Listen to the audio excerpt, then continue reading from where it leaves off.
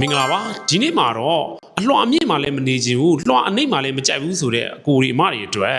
သုံးလွှာမြောက်မှာရှိတဲ့အခန်းလေးတစ်ခန်းနဲ့မိတ်ဆက်ပေးမှာဖြစ်ပါတယ်ဗျဒီခန်းလေးတွေကတော့အင်းစိန်ပေါတော့ကမူရိတာအိမ်ယာနှစ်သုံးလွှာမြောက်မှာရှိတဲ့အခန်းလေးပဲဖြစ်ပါတယ်ဗျဒီခန်းလေးမှာဆိုရင်15ပေ40ဟိုမှာဧကန်တစ်ခန်းနဲ့အိတ်ခန်းနှစ်ခန်းလည်းပါဝင်မှာဖြစ်ပါတယ်ဗျကျွန်တော်နောက်ထပ်အိတ်ခန်းလေးတွေလည်းလိုက်ပြပေးမှာဖြစ်ပါတယ်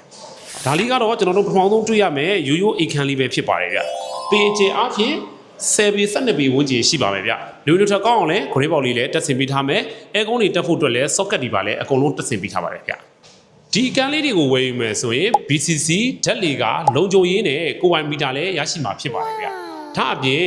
တော်ဝင်မှာအမည်ပေါက်ကိုလည်းကျွန်တော်တို့ကနေချင်းပြီးဆောင်ရွက်ပေးမှာပဲဖြစ်ပါတယ်ကျွန်တော်နောက်ထပ်ဒုတိယမြောက် master plan 1ခန်းလေးကိုမိတ်ဆက်ပေးမှာဖြစ်ပါတယ်ဗျ